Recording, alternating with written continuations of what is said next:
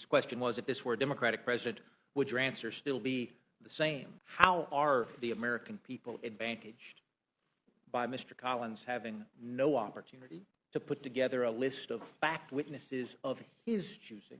The president and his team had the power to call whatever witnesses they wanted. Well, you've said that several times. Yeah. Any of the 17 witnesses that the Democrats called, the president could have called any one of those Democratic witnesses back to testify again. So to be clear, the president had the ability to call a witness into the Judiciary Committee other than the 17 witnesses that the Democrats decided they were going to deposition? He could have submitted names for anybody he wanted. Well, my ranking member submitted names, and the answer was no. Your definition of the fair and free process, people, is that the president could submit any name he wants to.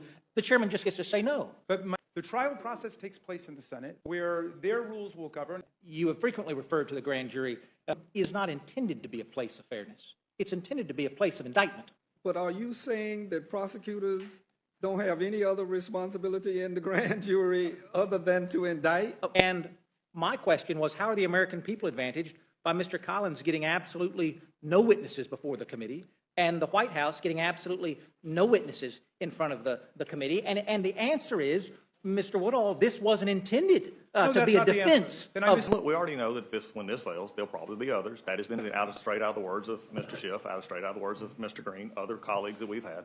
Mr. Turley said it this way: the current lack of proof is another reason why an abbreviated investigation of this matter is so damaging to the case for impeachment. Talking today about reversing America's last election, candidly, I have every bit as much concern about the time that we will reverse the next election, or the election after that, or the election after that. To do this in a partisan way, of course there are always going to be differences of opinion, but it is a measurable and substantial risk. America's going to judge us harshly because of the process that has come forward. And with that, I yield back.